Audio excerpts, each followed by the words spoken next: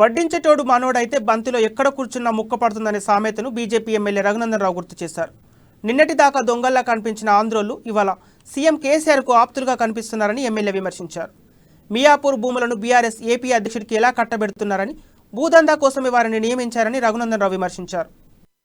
మనోడైతే బంతిలో ఎక్కడ కూర్చున్నా గానీ మనకు రావాల్సినటువంటి భోజనం లభిస్తుంది. ఇది చాలా కాలం నుంచి నడుస్తున్నటువంటి నానుడి. పెద్దలు చాలా సందర్భాల లోపల కూడా ఈ నానుడిని గ్రామాల లోపల అమలు జరుగుతున్నటువంటి సందర్భంలో అధికారంలో ఉన్నటువంటి వాళ్ళు మనోళ్ళు అయితే ఏ రకంగా లాభం జరుగుతుంది, అధికారంలో ఉన్నటువంటి వాళ్ళు మనకి గిట్టని వాళ్ళు అయితే ఏ రకమైనటువంటి లాభం జరుగుతుందనడానికి అనేక రకాలైనటువంటి ఉదాహరణలు చెప్పుకోవడానికి ఈ రాష్ట్ర ప్రభుత్వ పనితీరుని దర్పణంగా చెప్పు. ఒకటే ఊరు, ఒకటే సర్వే నెంబరు, ఇద్దరు వేరు వ్యక్తుల పేర్ల మీద భూములు ఉంటాయి. ఒకరికి ఒక న్యాయం, ఇంకొకరికి ఇంకొక న్యాయం. నిన్నటిదాకా మనం ద్వేషించి, నిన్నటిదాకా మనం వ్యతిరేకించి, నిన్నటిదాకా ఆంధ్రోడని తిట్టినటువంటి ఆంధ్రోళ్ళు, నిన్నటిదాకా మనకి దొంగల్లా కనబడేటువంటి వాళ్ళందరూ ఆప్త మిత్రులు అవుతున్నారు, కుటుంబ సభ్యులు అవుతున్నారు. వాళ్ళకి సంబంధించినటువంటి ఆస్తులన్నీ రెగ్యులరైజ్ చేసేటువంటి కార్యక్రమం జరుగుతుంది. ఈ రాష్ట్రంలో మియాపూర్ భూములకు సంబంధించి చాలా రకాలైనటువంటి అవకతవకలు జరుగుతూ ఉన్నాయి.